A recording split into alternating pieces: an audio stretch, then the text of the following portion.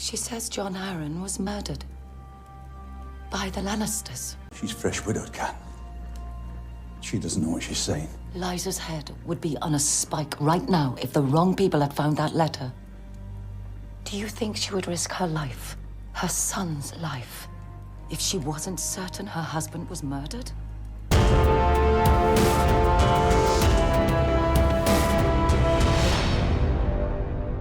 Hey everyone, welcome back to my channel.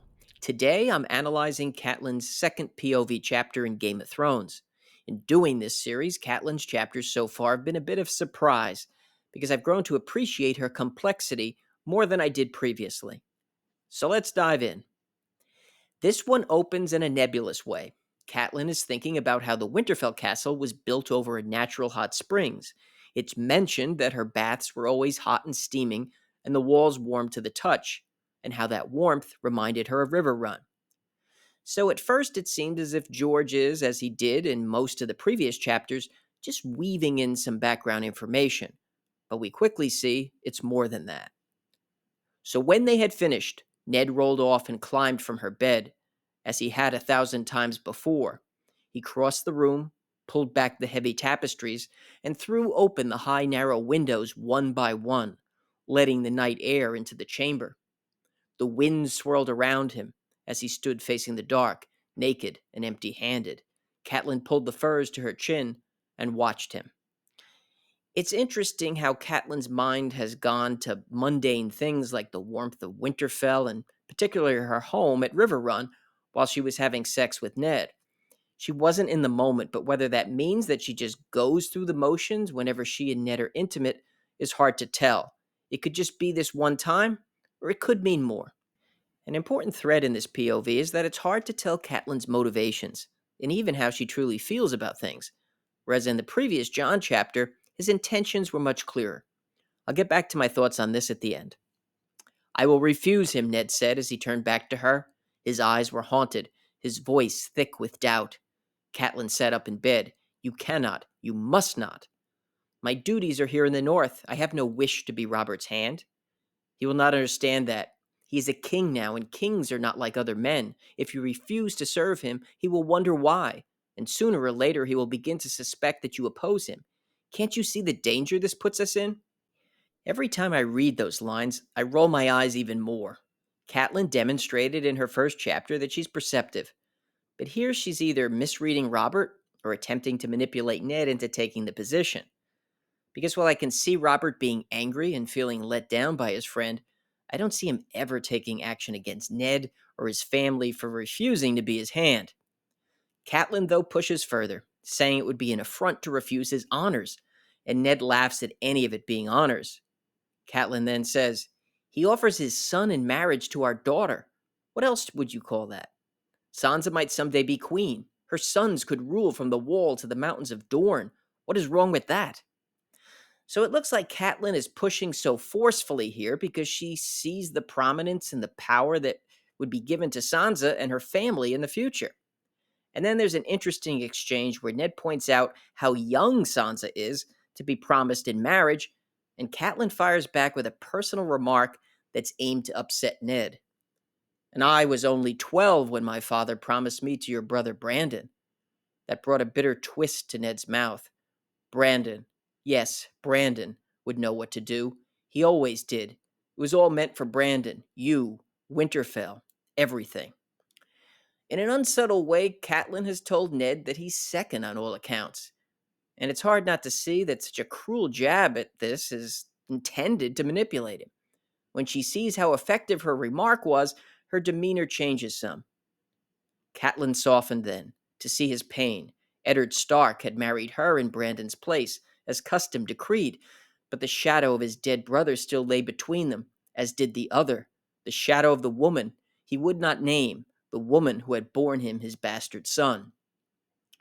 Surely some of Catelyn's harshness is due to not just Ned having a bastard, but him bringing Jon into her life too.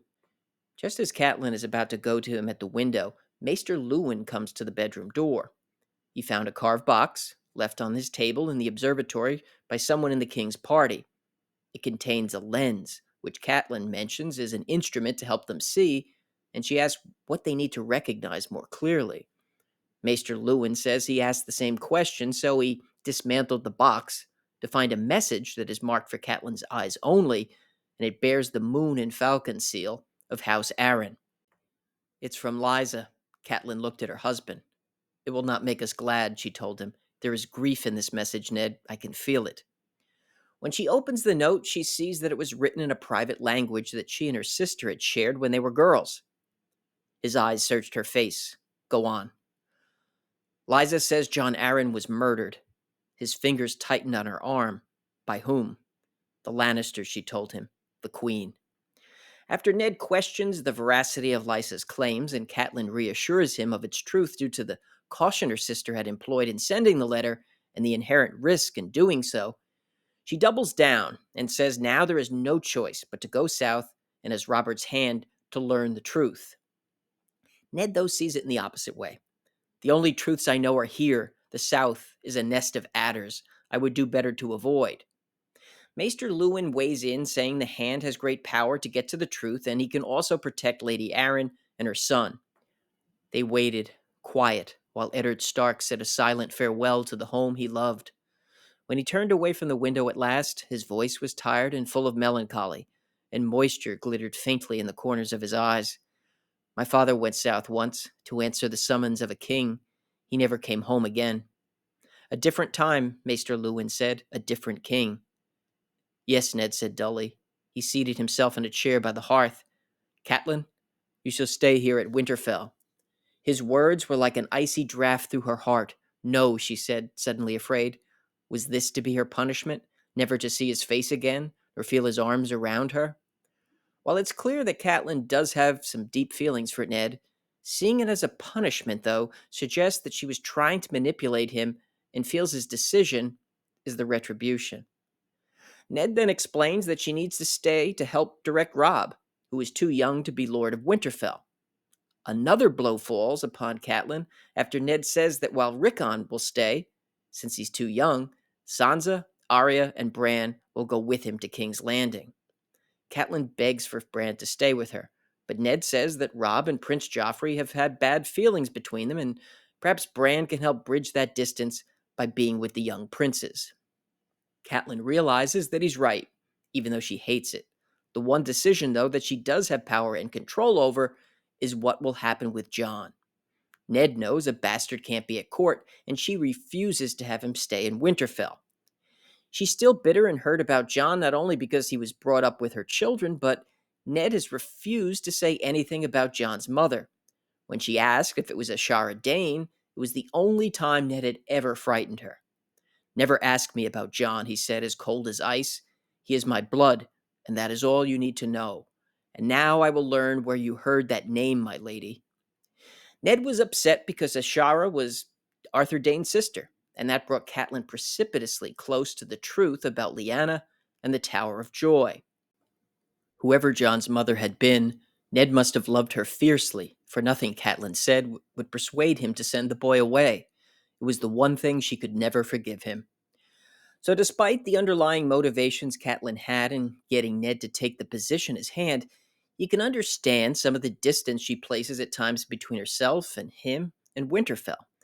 It's tragic, too, that he feels he can't tell her the truth. As for Jon, Maester Lewin mentions that Benjen told him of Jon's interest in the Night's Watch, and despite some reluctance, Ned sees it as the only solution. There are a few other takeaways from this chapter. Catelyn, in some ways, is an unreliable narrator. We aren't sure of some of her motivations, so it's possible she's not being fully honest with herself, or she compartmentalizes things, like when she grew distant while having sex with Ned. But in Jon's POV, his feelings are a lot more clear-cut. This was a huge crossroads chapter, where so much was put into motion. Ned is set to go south to become Hand. The Lannisters are shown as villains, and there's the accusation that Jon Arryn was murdered. On top of that, Jon is going north to the Wall, and Sansa and Arya will be going to King's Landing. Not Bran, though, because of what's yet to come.